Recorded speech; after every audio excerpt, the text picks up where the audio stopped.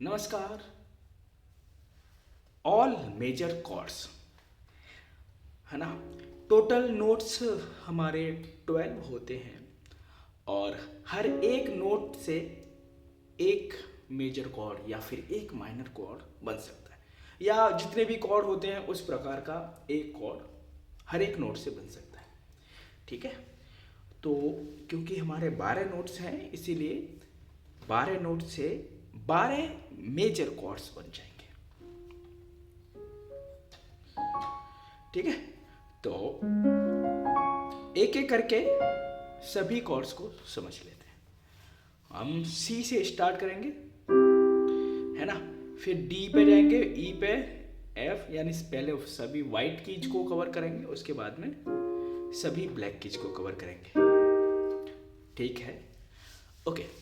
तो सबसे पहले मैं आपको एक ट्रिक बता देता हूँ कि मेजर कॉर्ड और माइनर कॉर्ड को पहचानने की ट्रिक क्या होती है। ठीक है। तो देखिए, आप समझिए पहले, थर्ड, परफेक्ट थर्ड होता है। ठीक है। जैसे परफेक्ट फिफ्थ आपको बताया गया है, ऐसी एक थर्ड होता है, थर्ड इंटरवल, है ना। और थर्ड के भी दो होते हैं, मेजर थर्ड और माइनर थर्ड। ठीक है। अब देखिए, मेजर थर्ड क्या होता है, जब आप दो नोट्स के बीच में तीन नोट्स को छोड़ दें, तीन नोट्स हैं किसी भी दो नोट के बीच में, तो आप कहेंगे कि वो जो इंटरवल है ना, वो मेजर थर्ड इंटरवल है। जैसे कि सी के साथ मैंने ई दबाया, तो बीच में C sharp, D and D sharp, ये तीन नोट छूट गए हैं, इन तीन नोट्स का गैप है, तो ये एक मैंने मेजर थर्ड बजाया है। ठीक है। अब मेजर थर्ड बजाया तो कौन सा मेजर थर्ड है ये, तो इसको बोलेंगे सी मेजर थर्ड। ओके। और यही अगर मैं कीज के बीच का जो गैप है सिर्फ दो कीज का कर दूं, दो नोट्स का कर दूं, तो उसको कहेंगे माइनर थर्ड। तो सी से अगर बनाएंगे तो वो सी और डी शार्प के साथ में माइनर थर्ड बन जाता है। अब इसके बीच में सिर्फ दो नोट छूट रहे हैं, सी शार्प एंड डी। ठीक है। तो अब मैं आपको और एग्जांपल देता हूं, जैसे डी और ई, नहीं, डी और एफ, इन दोनों को एक साथ दबाया, तो इसको क्या बोलेंगे, मेजर थर्ड बोलेंगे या फिर माइनर थर्ड बोलेंगे। तो आप देख लीजिए कि नोट्स कितने छूट रहे हैं दोनों के बीच में, दो नोट छूट रहे हैं। देखिए कौन सा, डी शार्प एंड ई। तो दो नोट छूटते हैं तब तो उसको माइनर थर्ड बोलते हैं। ठीक है। यही अगर और एग्जांपल दे आपको, एफ शार्प और ए शार्प को दबाया गया है एक साथ, तो अब इसको क्या बोलेंगे, मेजर थर्ड या फिर माइनर थर्ड। तो नोट से देखिए कौन कौन से छूटे हैं, जी, जी शार्प एंड ए, तीन नोट छूटे, तो ये एक मेजर थर्ड हो गया। ठीक है। तो इस तरह से आई थिंक आप समझ पाए होंगे मेजर थर्ड क्या होता है और माइनर थर्ड क्या होता है। ठीक है। अब परफेक्ट फिफ्थ आई थिंक आपको समझ में आ गया होगा, आता होगा। ठीक है। तो जब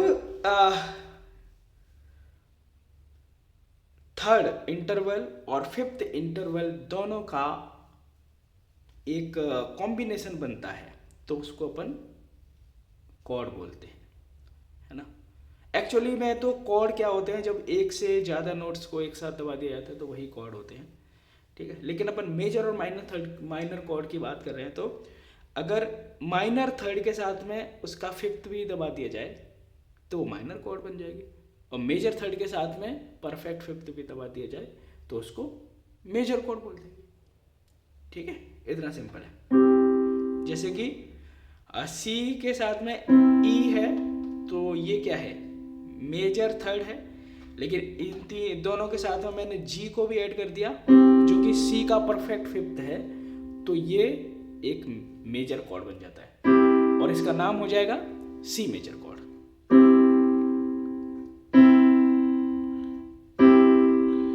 और जैसा मेरे को फील होता है उस हिसाब से कॉर्ड जो है ना, वो थर्ड ही होता है। ये जो मेजर और माइनर कॉर्ड है ना, ये थर्ड ही होते हैं, या तो माइनर थर्ड होगा या फिर मेजर थर्ड होगा। फिर हम इसमें फिफ्थ क्यों ऐड करते हैं, तो जब आप अगर ध्यान से सुनोगे तो जैसे मैंने मेजर थर्ड बजाया, सी मेजर थर्ड, तो इसके साथ में जैसे ही मैं जी को ऐड करता हूँ तो वो कंप्लीट लगने लगता है, बस उसमें कोई चेंज नहीं आता। देखिए अब ऐसा लग रहा है कि जो कॉर्ड बज रहा था वो कंप्लीट है, उसका साउंड कंप्लीट है ना। अभी ये अधूरा अधूरा सा लग रहा है कि इसमें कहीं ना कहीं तो कोई कमी है। अब ये मतलब सेटिस्फाइड हो गए इससे पूरी तरह से कि जो है वो ठीक है, परफेक्ट है एकदम। तो इसीलिए इसमें आई थिंक परफेक्ट फिफ्थ का बस इतना ही रोल होता है, जैसा मेरे को लगता है, ठीक है। और अगर आप सीधे ही मेजर और माइनर थर्ड को भी दबा देते हैं ना, तो भी वो कॉर्ड का काम कर जाता है। फिफ्थ दबाने से वो कंप्लीटनेस की ओर चला जाता है, ठीक है। तो आपको अगर किसी भी नोट से मेजर माइनर थर्ड और उसका परफेक्ट फिफ्थ पता चल गई, तो वो आप किसी भी कॉर्ड का किसी भी नोट से उसका मेजर या फिर माइनर कॉर्ड बना सकते हैं, ठीक है। तो चलिए अब हम सिर्फ मेजर कॉर्ड की बात करते हैं, माइनर कॉर्ड की बात नहीं कर रहे, ठीक है। तो सबसे पहले सी मेजर कॉर्ड, सी ई जी, ये नोट्स हैं इसके, C E G, okay. D major chord, D F sharp A, D major chord, E major chord, E G sharp and B. कितना प्यारा साउंड लगता है। F major chord, F A C,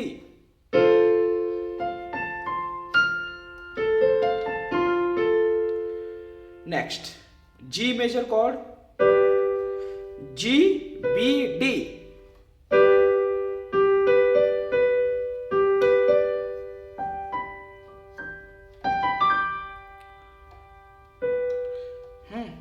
next A major chord, A C sharp and ई,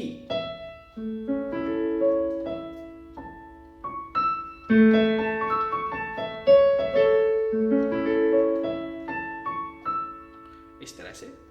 अब B major chord, तो B का अब perfect fifth देखेंगे ना, तो कौन सा आता है, बी का एफ शार्प होता है, ठीक है। और इसका मेजर थर्ड बनेगा डी शार्प के साथ में, तो B D sharp and F sharp, ये आपका बन जाता है बी मेजर कॉर्ड। और फिर अगेन सी मेजर आ जाएगा, तो उसको स्किप करते हैं क्योंकि पहले कर रखा है। अब ब्लैक कीज के ऊपर आ जाते हैं, तो सबसे पहले सी शार्प मेजर कॉर्ड बनेगा, C sharp F and G sharp,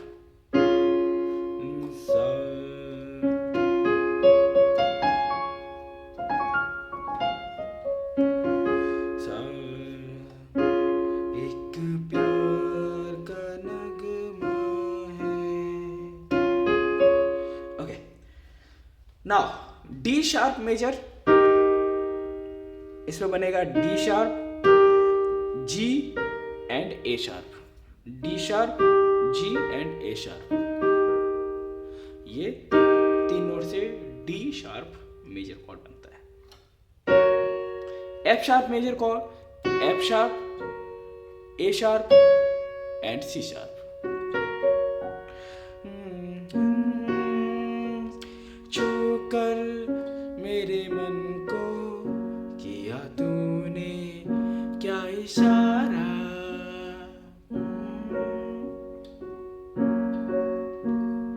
cord change होंगे लेकिन मैं आपके लिए सिर्फ एक ही कॉर्ड पे काम कर रहा हूँ। छू कर मेरे मन को किया तूने क्या इशारा, बदला ये मौसम, लगे प्यारा जग सारा, छू कर मेरे मन को किया तूने क्या इशारा। Anyway, F sharp major chord हुआ, जी शार्प मेजर कॉर्ड, तो G sharp, C and D sharp, इनसे जी शार्प मेजर कॉर्ड बन जाता है। G sharp, C and D sharp. अब है ए शार्प मेजर कॉर्ड, तो इसके लिए है A sharp, D and F. A sharp, D, F.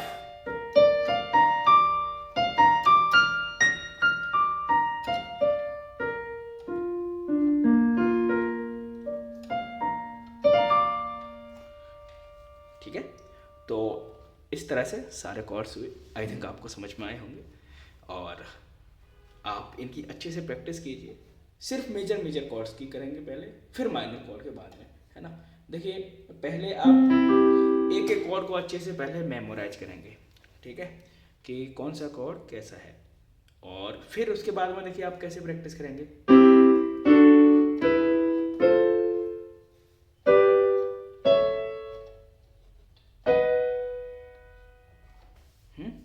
देखिए,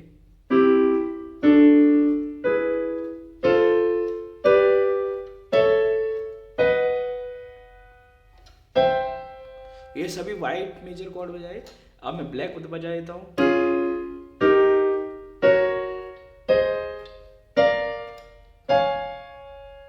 इस तरह से। फिर बाद में आप वाइट की के बाद में जस्ट बाद सी शार्प ब्लैक की आ रही है, तो उसका कॉर्ड बजाएंगे, है ना। देखिए कैसे,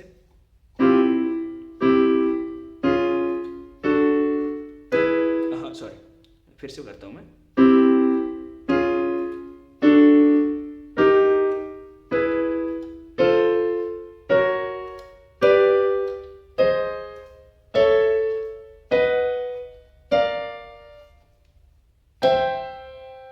इस तरह से, है ना, यानी ब्लैक और व्हाइट का नहीं दिखेंगे, उसके जस्ट बाद में जो भी की आ रही है उससे प्रैक्टिस करें। फिर इसका डिसेंडिंग कर दो,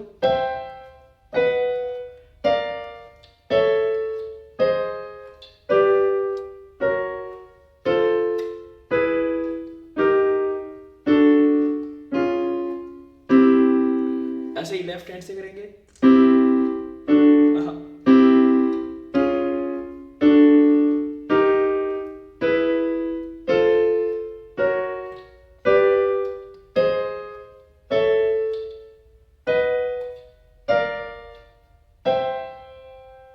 इस तरह से।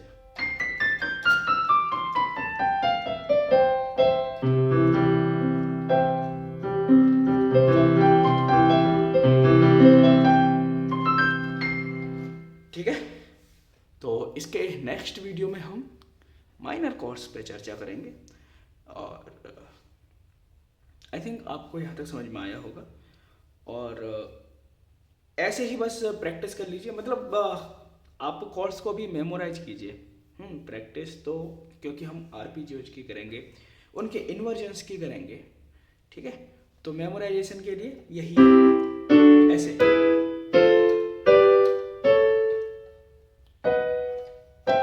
मेरा थोड़ा ट्राइपॉड रखा हुआ है, इस वजह से हाथ फंसता है, नहीं मैं एक साथ रिदम में बजा सकता हूँ सारे कॉर्ड्स को, ठीक है। तो इस तरह से आपका होना चाहिए, और फिर कॉर्ड्स के ऊपर ही हम बाद में